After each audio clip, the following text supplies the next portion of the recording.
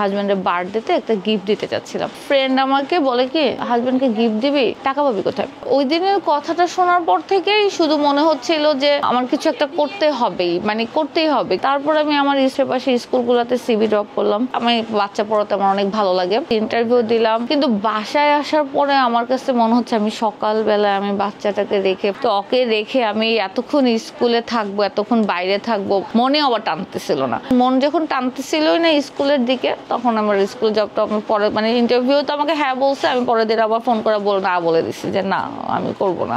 আমাকে অনলাইনে আমার খালামণি ছিল, আমার মামারা যারা সবাই হলো ইন্ডিয়া থেকে শাড়ি টাড়ি হোলসেলে আনে। তো আমি আমার ওই ফ্রেন্ডটাকে অফার করছি তুমি কি আমার কাছ থেকে হোলসেলে নেবা। তখন ও আমাকে বলছে হ্যাঁ নিতে পারি। ও অনেক শাড়ি নিয়েছিল, প্রায় 50-60 পিসই প্রথম ধাক্কায় নিয়ে নিয়েছিল।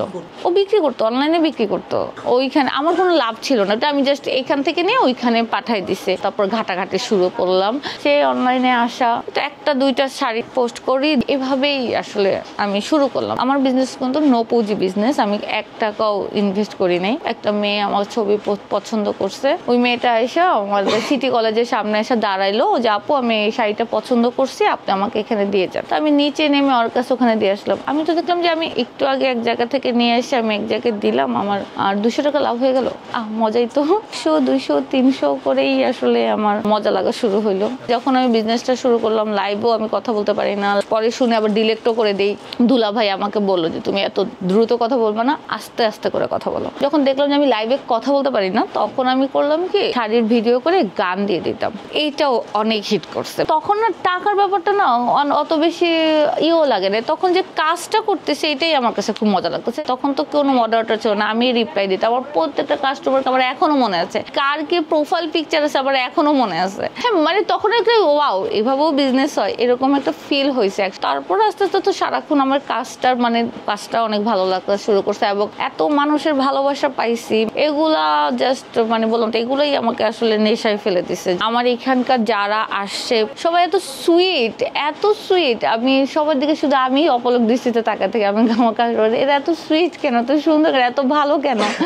পেজটা আসলে ঘুরে দাঁড়ালো 23 সালের মধ্যে মোটামুটি আলহামদুলিল্লাহ আমি দেখলাম যে একদম মানুষজন অনেক ভালোবাসা পাচ্ছে, দিচ্ছে, যাই দিচ্ছি তাই সবাই পছন্দ করতেছে, সবাই অপেক্ষায় থাকছে একটা লাইভের জন্য, একটা ভালো কিছু আসার জন্য। আর শোরুমটা অন করার পিছনে রিজনটা হলো যে আমি এটা একদম হুট করে এটা শোরুমে অন করার এটা হয়েছে এই যে একটু পুরান বাসার নিচতলা, আমি আগে থেকে আমার মানে এরকম একটু বুটিক লুকের। তো আমি আমার হাজবেন্ডকে বলতেছিলাম যে আমার না খুব ইচ্ছা যে এরকম পুরান বাসার নিচতলা একটা শোরুম ওপেন করা, যেখানে একটু বুটিক ফিল হবে, একটু ডিফারেন্ট ফিল হবে। শোনার পর আমার হাজবেন্ড দেখলো, শুনলো, বুঝলো। পর মুহূর্তে আমার হাজবেন্ড বললো কি ফোন দিল আমাকে, আমি চাকরি ছেড়ে দিছি, আমি তোমার শোরুমে জব করবো। চাকরি ছেড়ে তো ভাইয়া তো ভালো একটা জবই করতো, একটা হ্যান্ডসাম স্যালারি পাইতো। চাকরি ছেড়ে দিয়েছি, তোমার আন্ডারে জব করবে, একদম এরকম, তুমি আমাকে রাখবা না, নিবা না। ওই তারপরে দেখা গেল যে টুকটুক করে সব গুছায়, এখনো গুছায় এইভাবে। প্রথমে আমার ড্রয়িং রুমই ছিল আমার অফিস, আমার সাথে 3 জন মেয়ে ছিল, আমরা এই 4 জন মিলে আমরা শুরু করছি। এইখানে আসার পর তো আমরা এখানে আস্তে আস্তে 12-13 জনের মতো টিম সবাই মিলে এখন করতেছি। তাফা নামটা নিয়েও একটা মজার গল্প আছে। আমাদের যদি বেবি হয় তার নাম রাখবো তাফা। বিয়ের পর আমার বাবুর নাম তাফা রাখতে পারিনি, কারণ আমাদের শাশুড়িরা তাফা পছন্দ, নামের কোনো অর্থ নাই, এটা কেন তাফা হবে। তো আমি তো তাফা কি করবো, তাফা আমি পেজের নাম লিখছি তাফা। তো ওকে অনেক আদর করে রাখা হয়।